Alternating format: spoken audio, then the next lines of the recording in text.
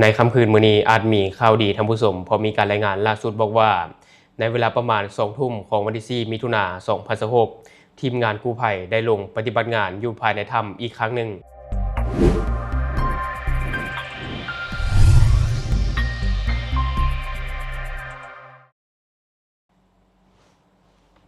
สวัสดีท่านผู้ชมยินดีต้อนรับเข้าสู่รายการ Talk the New และมื้อนี้ทางรายการก็ยังคงเกาะติดภารกิจค้นหา2ชีวิตที่ยังคงติดอยู่ในถ้ำซึ่งมื้อนี้เวลาที่ข้าพเจ้าอัปเดตนี่เป็นเวลาประมาณ4 ทุ่มท่านผู้ชมเนาะ4 ทุ่มแต่ว่ามีการรายงานก่อนหน้านี้จากทีมงานกู้ภัยว่าเวลาประมาณ2 ทุ่มทางทีมงานกู้ภัยได้ลงปฏิบัติงานอยู่ภายในถ้ำอีกครั้งหนึ่งเพื่อค้นหา2ชีวิตที่ยังคงติดอยู่ในถ้ำเนื่องจากว่า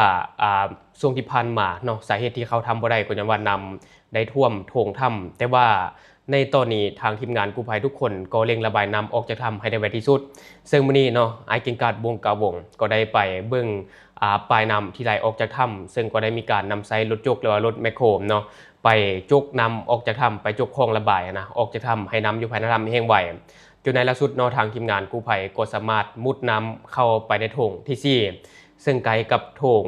ซึ่งไกลกับโถงที่5ที่พบผู้ประสบภัยทั้ง5คนก่อนหน้านี้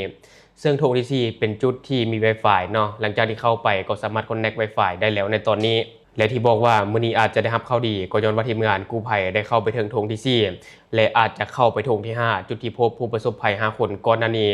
และถ้าเป็นไปได้ก็อาจจะเข้าไปโถงที่6นะท่านผู้ชมโถงที่6ที่คาดว่าผู้ประสบภัยทั้ง2คนอาศัยอยู่แต่ว่าอย่างไรก็ตามทางรายการก็ยังคงจะเกาะติดภารกิจนี้อย่างใกล้ชิดหวังว่าในค่ำคืนนี้จะได้รับข่าวดีเนาะเพราะว่ามีการรายงานว่าทีมงานกู้ภัยจะออกมาในเวลาประมาณ4 ทุ่ม5 ทุ่มหรือเที่ยงคืนประมาณนี้ท่านผู้ชม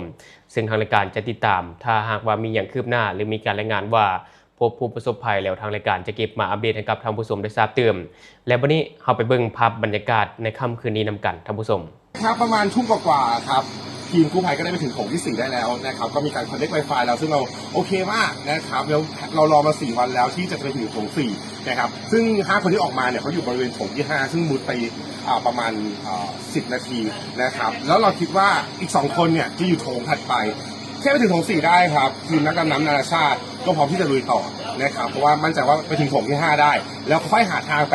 ที่โถงแชมเบอร์ถัดไปเดี๋ยวน้องไปให้แซมล่าสุดกระเป๋าน้องแซมเดี๋ยวพร้อมเดี๋ยววีดีโอโอเคดูวันนี้ภารกิจต้องสำเร็จนะเบียร์เป็นคนอยู่ข้างในจะพาเขากลับบอกว่ากลับมาก่อน5 ทุ่มนะอยากไปนอนแล้วนี่กี่โมงอะตอนนี้กี่โมงอะ2 ทุ่มกว่า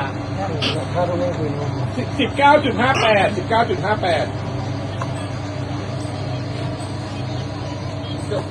ยวกันนับที่ไหนเนี่ยโอ้โหน้องไออัพไป5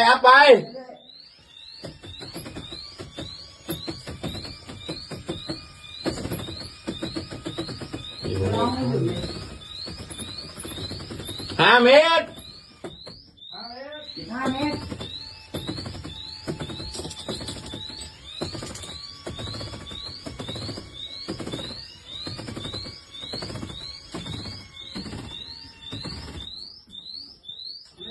ขึ้นอีกครับโอ้ยเอกไม่ใช่5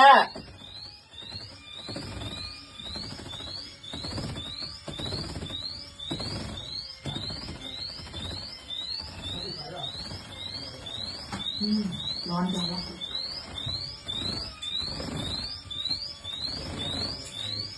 มันเรื่อยๆเลยไปบนหมอนนี่ดูยากไปด้วยโอเคจะดึงผมขึ้นเลยเหรอใช่นี่ลงไปนี่ตัวซาเลย3 เมตรโอเคครับพอ2 เมตรสต็อปก่อนขึ้นได้อยู่ครับโอ้ตัวซา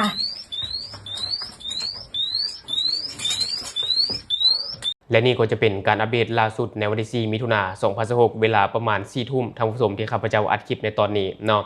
ซึ่งทางรายการก็ยังคงติดตามภารกิจอย่างใกล้ชิดถ้ามีความคืบหน้าใดทางรายการจะเก็บมาอัปเดตให้กับท่านผู้ชมได้ทราบเติมและวันนี้ทางรายการจะพาท่านผู้ชมมาติดตามอีกเป็นข่าว ก็คือได้ทศกรรมคืนคดีฆาตกรรมเสียชีวิต1บาดเจ็บสาหัส1อยู่ที่บ้านเขามิ่นเมืองหินบุญแขวงคำม่วนอิงตามรายงานข่าวของแฟนเพจข่าวเศรษฐกิจสังคมได้รายงานให้รู้ว่าในวันที่2มิถุนายน2026เจ้าหน้าที่แผนกตำรวจสืบสวนสอบสวนคดีอาญาปกสแขวงคำม่วนได้สมทบกับปกสเมืองหินบุญปกสกลุ่มบ้านอำนาจการปกครองบ้านห้วยเขามิ่นและภาคส่วนที่เกี่ยวข้องได้นำตัวผู้ต้องหาคดีฆาตกรรมลงเฮ็ดแผนทศกรรมคืนเพื่อประกอบคำรับสารภาพอยู่สถานที่เกิดเหตุเจ้าหน้าที่ได้ให้รู้ว่าในเวลาประมาณ 22:00 นของวันที่18มีนาคม2026เจ้าหน้าที่ปกสเมืองหินบุญได้รับแจ้งความจากพลเมืองดีว่ามีเหตุการณ์ฆาตกรรมเกิดขึ้นอยู่สวนยางพาราเขตบ้านห้วยเขามิ่นเมืองหินบุญแขวงคำม่วนมีคนเสียชีวิต1คนและได้รับบาดเจ็บสาหัสอีก1คนเจ้าหน้าที่ได้ลงชันสูตรสถานที่เกิดเหตุจึงพบเห็นมีผู้เสียชีวิต1คนห่างกายมีร่องรอยถูกลูกปืนเข้าที่หน้าอกเบื้องขวาและถูกแขนเบื้องซ้ายกระดูกแตกและถูกส่วงเบื้องซ้ายนอกจากนั้นก็ยังมีผู้ได้รับบาดเจ็บสาหัส1คนมีบาดแผลลูกปืนเข้าที่ขาเบื้องซ้ายและท้องเบื้องซ้ายผ่านการเก็บกำข้อมูลหลักฐานอยู่จุดเกิดเหตุและเอาคำให้การจากประชาชนที่อยู่ใกล้เคียงจึงรู้ว่าผู้เสียชีวิตชื่อเฒ่าลำโพแสงอุทธรอายุ31ปีเกิดอยู่บ้านผานางเมืองมหาไสแขวงคำม่วนปัจจุบันอยู่บ้านห้วยเขามิ่นเมืองหินบุญแขวงคำม่วนและผู้บาดเจ็บชื่อเฒ่านัดพรหมจันทร์อายุ42ปีเป็นประชาชนอยู่บ้านห้วยเขามิ่นต่อมาเวลาประมาณ 4 โมงของวันที่19มีนาคม2026เจ้าหน้าที่ตำรวจวิชาเฉพาะจึงได้เข้ากักตัวผู้ก่อเหตุมาสอบสวนผ่านการสอบสวนของเจ้าหน้าที่จึงได้รู้ว่าผู้ก่อเหตุชื่อเฒ่าบุญทวีอินทวงศ์หรือว่าเฒ่าลังอายุ25ปี